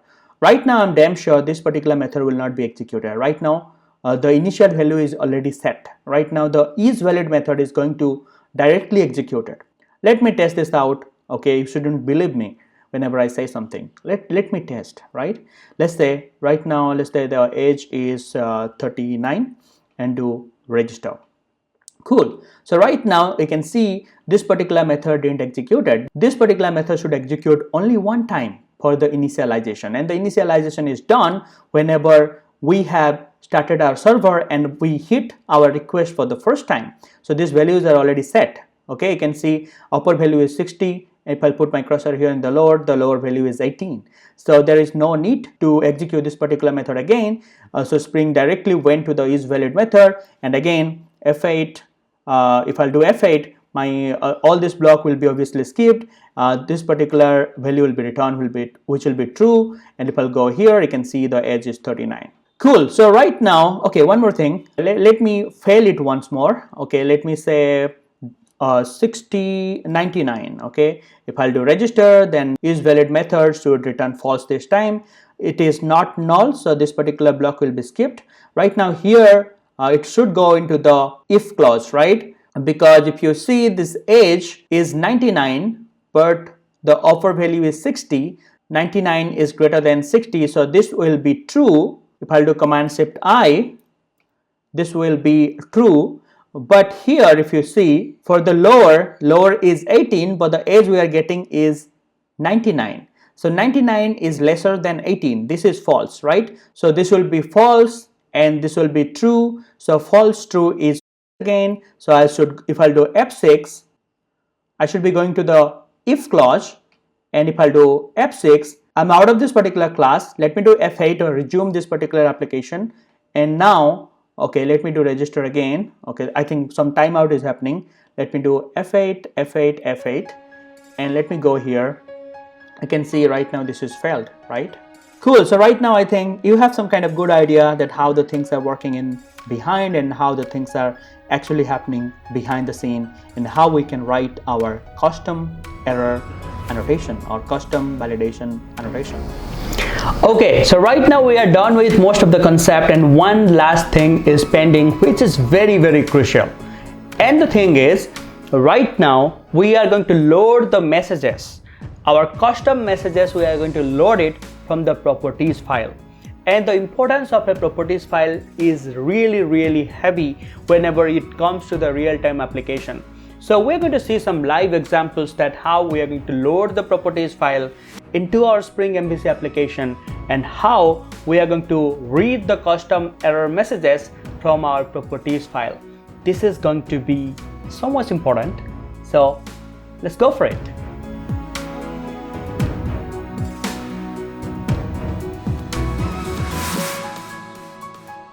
Okay, so now let me show you another thing right here. Okay, so first of all, let me go to the debug perspectives, let me go to the breakpoints, and let me remove all the breakpoints from here. So let me select these two breakpoints and right click, and for me let me remove it. I don't need it right now. Let me go back to the Spring perspectives, and right here the another thing right now I want to show you is that if we'll go to the user registration DTO, and let's say here you are specifying your default lower value, let's say lower equal to 33 and upper equal to let me do a comma, and upper equal to, let me give 70. Okay, so now I have customized the lower and upper value, but see here that I am not giving a message. Okay, so if I am not giving a message, then obviously as I don't have a message here, the default message whatever I have given here, this will be pop up. Okay, for an example, if I'll go to the registration page and let's say I am giving a invalid age, let's say 12, and let me say register.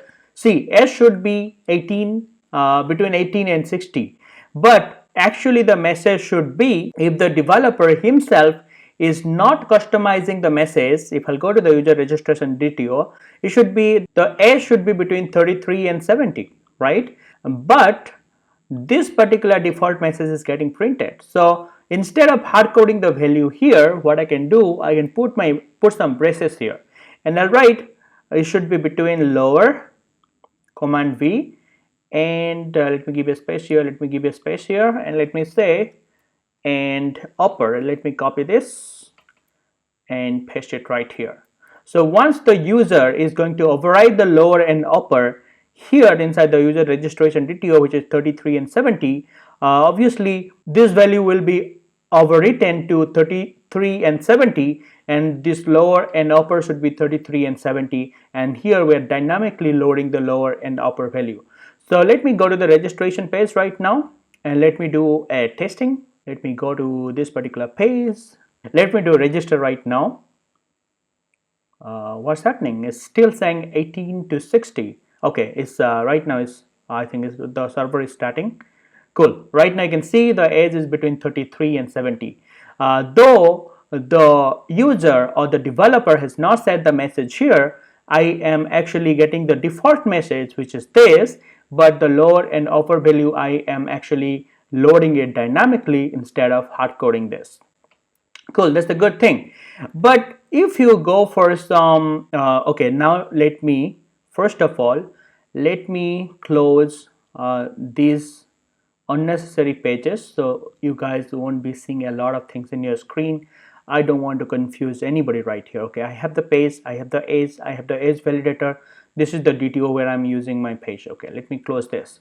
Okay, so right now if I'll go one of the other DTO, let me do star DTO right now.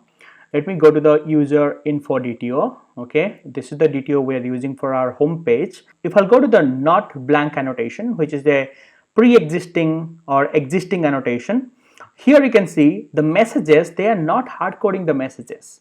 They are using some sort of key here. Okay, and the value for this key is available inside a property file.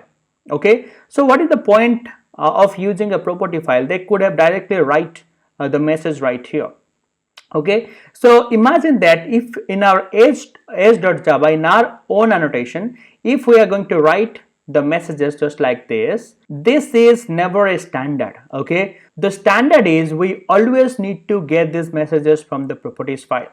Our text should be global, our text should be standard for an application. Okay, we always should follow one pattern. Okay, I'm writing this right now, some other developer will come and for age he will write some other thing, right? So instead of that, what I can do, okay, like the not blank annotation, I can use some key right here instead of hard coding the values like I did in my custom annotation. Okay, so I told you for this not blank, the way the Hibernate framework is working, if I'll go to go to this not blank annotation, if I'll do link to editor, okay, the not blank is there inside the validation API.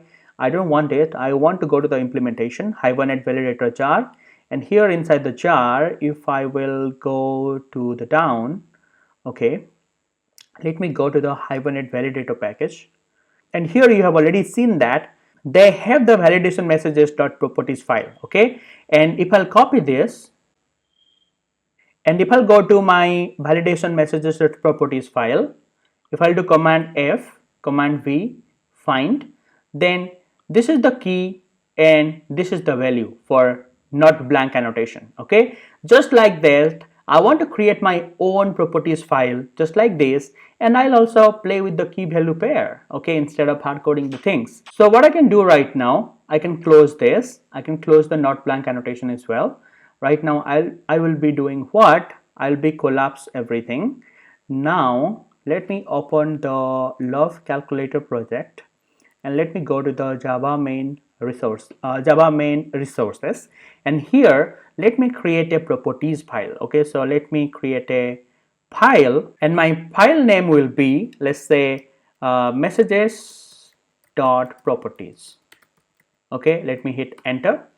So this is going to be my properties file, and let me say for where the age annotation, right? Here I have given the default messages. Let me remove the default messages. You can see if I'm writing something inside the double quote, this is the value, right? But if I'll be writing something inside the curly braces, just like this is gonna be the key, right? I can write anything right here. Let me say invalid age message, okay. Let me say something like this. Let me copy this. This is going to be my key, and I'm going to paste my key here, and I'll give a value for this. Age should be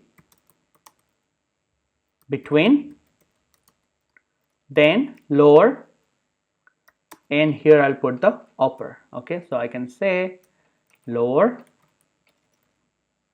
and upper. I don't trust my spelling, so hopefully this upper and that upper spelling is matching. Now we're going to test it out. So right now, if I'll go to the age.java, I should be able to load the property file. Whenever I'll have a validation error message, this particular default message will be this one. Cool. So right now, if I'm going to run this application, it is not going to run. Why? Because I need to tell Spring that, hey, I am actually using a messages.properties file, and here inside this properties file I am actually defining my validation error messages. And to load the properties file, what I can do here, I can go to my configuration file and I will create a bean, and I will tell that bean, hey, this is the message, this is the properties file that you are going to use for my validation error messages, okay. So the way I'm going to do it is I am going to open my application configuration file. Again, I do not remember it, so what I'll do, I'll write configuration or config, because there is a config word you can see here inside my application configuration file, which is love calculator appconfig.java. Let me open this, and here actually we need to create another bean, okay. So let me create a bean here.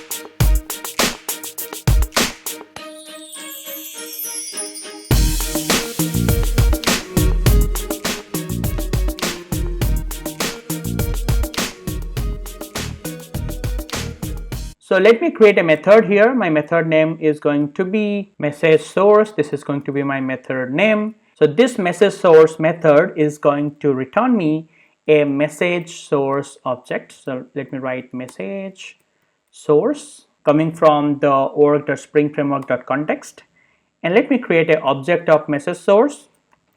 Write message source equal to new reloadable resource bundle message source, and let me do a return message source. So I'll be get rid of this particular method. Let me do terminate for now. I'll start my server later. Cool, the error is gone. Okay, one more thing, let me define this particular method as public. No problem with that, but the most important thing is that with this message source, I am going to set a property, and the property name is going to be set base names. Okay, this is not available with message source class. Okay, let me do one thing, command C, command V here. So I'm creating the object for reloadable resource bundle message source, and right now let me try set base names. Okay, with this I'm getting this property set base names, and with this base name I'm going to register my properties file name. For me, the properties file name is messages.properties. So let me go to my love calculator application config, and here I'm going to write my messages, and this is going to be my property file name. Now that's it, and I want this method to be run by the Spring Framework, and Spring Framework is going to create the object for reloadable resource bundle message source, and this is going to be returned by this particular method, and this should be happened by the Spring itself. So I'm going to write @bean right here. Okay, so I think the things are good right now, and we can actually run our application, and let's see if we are able to load our messages from this particular properties file called messages.properties. Okay, nothing fancy here. I have just used a class called reloadable resource bundle message source, and I am setting my property file name, whatever the file name that I've given, and I'm returning the message source object. Okay, cool. So right now I can start my server. Okay, so let me wait till my server starts. Okay, my server has started. I'll go to the registration page, and I'll do what? I'll remove everything from here, and again I'll write register, and okay, so my registration page is here. Now let me get my server right here, and let me minimize this. Okay, right now let's say I'm not entering the age, and let me do a register, and let's see what is happening. Okay, we get something invalid messages. Okay, so that means I didn't get the value from my properties file. Let me check what's wrong here. So let me go to the age.java, and let me check this out. Okay, so in my age annotation, things are looking good. Okay, so here I'm using the key messages.properties. Here also there is nothing fancy, there is no typo. Let's see in my configuration file, the bean that I have created. So I have used, okay, so I have used the reloadable resource bundle message source, and I think if I'm going to use this class, probably I need to write class path here. Okay, if I don't need to write the class path, then I should not use reloadable resource bundle message source. I should only use the resource bundle message source probably. Let me test this out. Let me do command S. So let me go to my registration page, and let me do a refresh, and okay, register. Okay, still not working. I'll test one more thing. Let me go to the love calculator application, and here let me not keep the class path, and let me only use resource bundle message source, not the reloadable resource bundle message source. And let me remove this, command shift O to fix the import. And now let me stop the server, and let me start it again, and let's check whether this time it fixed the issue. Okay, so there is two class, reloadable resource bundle message source, and I think for that we need the class path. I'll just check it out, but right now let's use this class resource bundle message source, and here only we are setting our properties file name. Now let's check whether the things are working fine or not. Okay, otherwise we are going to do some more stuffs right here. So I'll go to the registration page. Okay, so let me do one thing. Let me hit the URL again, and let me go to the register URL, and here let me do register. Okay, still it's not solved. Okay, so it's still not working, and I still need to do some more work right here in order to get this message printed in my screen right here. Instead of the key, I want the value to be printed here. Cool. So I understand what is the problem here. So if I'll go to the love calculator app config file, so here, okay, so first of all, we are creating this bean called MessageSource. Okay, look at that. Look at that. Look at my message spelling. Dude, what I'm doing here, message, right? It should be ME. Okay, so Spring by default is going to look for a bean called MessageSource. Obviously I spelled it wrong. You know that, right? If I'm whatever the name I'm giving to this method, that is going to be the by default, that is going to be the bean name. If I am not defining any bean name here, then this is going to be my bean name. Or I can give my bean name right here as MessageSource. Okay, I can copy this, Command V, and I can write anything right here. That's fine. But what I want to do here, so if I will remove this bean name, this is going to be the bean name the Spring is going to look for if I have a property file in my application. In this case, I do have a property file called messages.properties, correct? So let me come back to my configuration class. Here I fixed this message typo here. Now, still I feel this is not going to work, but there is a way to make it work. I'll tell you one thing, guys. Here we have created the message source, right? By this way, we are just telling Spring that, hey, this is our property file name called messages. So Spring is going to look for messages.properties file in the class path called messages.properties, which is available right here.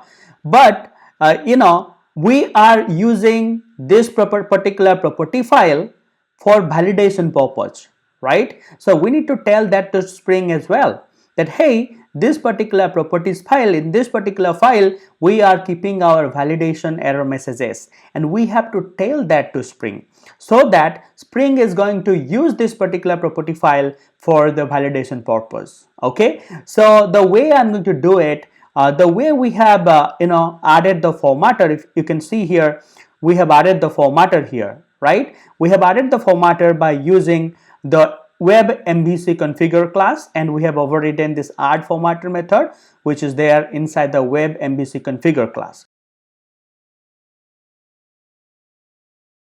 Like that, there is another method is there inside this particular class, and we need to override that. And by that way, Spring is going to know that, okay, so this is where I need to go for the custom error messages. Okay, so I'm going to do that in a minute, but let me do one more thing before I go for that, because I still believe that even without doing that thing, still we can get our error message printed in this edge text box. Okay, let me try one last thing. Okay, before I write those code right here, before I override one more method, and before I let Spring know that, hey, this is where you need to go, and this is the particular file that I'm using for my external error messages for my bean validation. Before that, I want to try one last thing. Okay, then I'll write those code right here. Okay, so guys, you know that. Okay, if I'll go here and if I'll do register, so see here, whenever I'm doing register, if you can remember, if I'll go to my controller classes, right? If I'll go to star controller, if I'll go to the registration controller classes, here inside the registration controller classes, if you can see, I'm printing my error messages, right? Whatever the error messages I'm getting, that particular error I'm printing here. That's why I'm getting this log. And if I'm going to read this particular log a little bit carefully, let me maximize this. If you're going to see this, it's written here, there is a rejected value, right? Field error in object user registration. If you remember, this is the model attribute that we're using. Okay, and it has a rejected value. See here, h.user registration.h. Okay, so this is the key. So whenever we get error messages, Spring will do what? You can see the pattern. There are 2-3 pattern here. This is one pattern, h.user registration.h. So this is my annotation name h, and this is the model attribute name user registration. For user registration, we are using the attribute name is user reg. Then this is the h, this is the DTO field name. Okay, this is one pattern. Okay, then it has another pattern, age.age. So this is my annotation name age, and this is my DTO field name called age. Okay, and there is another pattern here, age.java.lang.integer. So for this age is my annotation name, and java.lang.integer is my age field type. Okay, if you remember, in my DTO I have written integer age. Okay, integer is the type. Okay, and then only age, this is my annotation name. So whenever there is an error occur, for all this pattern, Spring is going to look for in the validation file or in the properties file whether there are some values available for this key, so that it can print it in the web page. Okay, so what I'm going to do here, I'm going to copy one of this key here. Okay, let me do this last try before I do some other stuff. Let me copy that and let me go to my messages.properties. Right now let me comment this. Okay, whatever I have written, let me comment this and let me do command V. S should be between something and something here. Okay, let me do command S, and right now let me wait till my server reload the changes. Okay, so right now I'll go to my browser and I'll go to the register URL, and right now let me do hit register, and boom, we got it, right? S should be between something and something. That's really great. That's great. That's what I'm looking for, right? See here, I have just written a simple message, and this is the key that Spring is by default is going to look for, because there is a field error, and these are the keys that Spring is going to look for one by one, and if doesn't find anything at last, it is going to look for this. And I know to do something like this, I need to tell Spring that by configuring it my configuration file. But well, I'm not doing that, but one of my goal is completed. The Spring definitely look for this particular key and it found this particular error messages. But this is not my problem right now. Let me delete it. Let me make this work. Let me make this thing work. Okay, so what I can do right now, I'll go to my love calculator application config file. Okay, so here right now the thing is not working whenever we have a default error messages right here, right? We have a default error messages right here. Right now the only thing we did is, if we'll go to the application configuration file, the only thing we did is we have created the ResourceBundleMessageSource class instance, and we are setting where my messages file exists. Okay, but we are not telling that to Spring, so that's why whenever I am doing register, instead of the value, the Spring is actually printing the key. So the way I'm going to tell Spring that, hey Spring, I'm actually using this particular properties file to set my validation error messages. The way I'm going to tell Spring that, first of all, let me create a validator bean. Okay, and inside the validator bean, I'm going to tell that validator that, hey, I'm using this properties file, go and look for that. Okay, so let me create a method here. Let's say validator. Make sure the method name is validator, because this should be the bean name we should be having here. Okay, and for the validator method, we should have a return type called local validator factory bean. Okay, and let me make this method public, and let me open and close it, and let me return the validator, the local validator factory bean instance. So what I'm going to do here, let me create a local validator factory bean instance, and I'll say local validator factory bean, local validator factory bean equal to new local validator factory bean. Okay, and let me return this instance right here. Okay, you don't need to remember all these things, just remember the class name, how I'm doing it, why I'm doing it. Just remember why, and these things you can just copy paste, right? You can remember one or two class name, resource bundle message source. You just know why we're using it. You just understand why we're using local validation factory bean. By using this bean right now, I am going to see what I'm going to do. I'm going to take the instance of this particular class, and I'm going to say set validation message source. Okay, this is the method, and here I'm just going to call this particular method right here. That's it. And by this way, I'm telling Spring that, hey Spring, for the validation, please look for this particular message source, and this particular message source is having this particular properties file, right? Actually, right here you can give any name right here. If you are giving any name, make sure whenever you are defining the bean, inside the bean, you should give a name called validator. Okay, then it should be fine. But why I'm giving the name as validator? That's because I don't want to write explicitly the name here. Okay, that's good. So the next thing is, okay, so right now everything is all set, right? We have defined the message source and we have registered the message source with the local validator factory bean. One last thing, guys, like for the formatter, whenever we have created the formatter, we have added the formatter with this particular method called add formatters, right? And this particular method just registered our phone number formatter. And from where I got this particular method? I got this method from the web MVC configure interface. So if I'll go to this interface, you can see for validator also. Okay, so let me minimize this. For validator also, if I'll do command O, and for validator, I'll do star validator. You can see there is a get validator method, and I'm going to make use of this particular method. And this particular method is going to help me to provide a custom validator instead of the default one. So let me go back to the previous file and let me go back again. Okay, and in my love calculator app config class, let me override that particular method. Okay, so what I'll do here, and I will write get validator, and I'll do enter. I'll be getting that method, and here I'll be returning the validator method that I have created. What is the validator method? This is the validator method I have created, right? Validator. So let me call this particular method. Cool. So this is done. Okay. So right now I'm assuming that our issue will be fixed and we will be getting this as our error messages here in this particular page. Okay. Right now I believe the reload has been completed.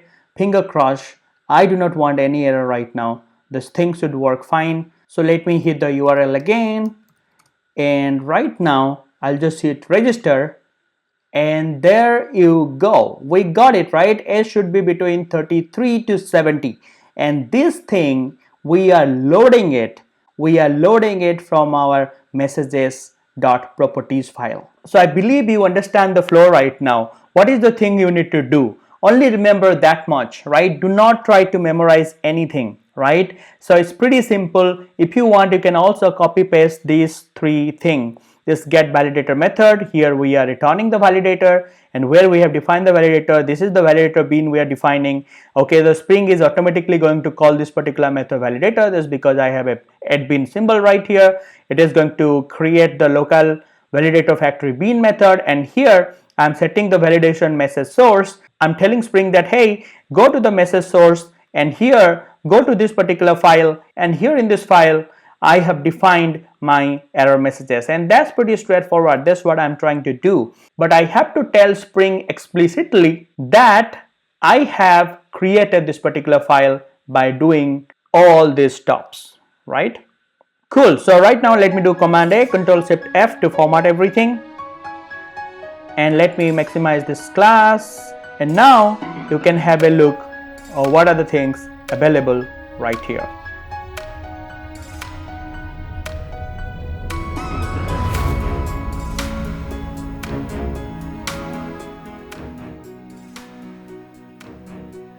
So that's it for today's video. Okay, some boring lecture ends right now, but I'm pretty happy that you stayed with me so far, and I'm really happy and proud of you. At least you got the concept, right? Maybe I have bored you, but I'm happy that you got the concept. Okay, so that's it for today's tutorial. In the next video, we are going to get started with some advanced concept. Be ready for some advanced stuff in the next video, and the explanation will not be that much slow. I'll go fast in the next video because I have already shot it, and I feel that, okay, that video is going to be a little bit fast for the newcomers. So what you can do, you can practice this much thing right now, and if you can practice this much, and if you have a good hold so far, then nobody can stop you to learn some advanced thing as well. And I really appreciate if you practice the thing, and if you complete the assignment, and obviously you'll be ready for the next video. Okay, so I'll see you in the next video. Don't forget to subscribe the channel, and do follow me in Insta. You can like my Facebook page, and you can join to my Facebook group called Selenium Express Support, where you can raise your questions, your doubts, and I'll be answering your doubts right there in that particular Facebook page. I'll see you in the next video, and till then, bye bye, take care, and happy coding.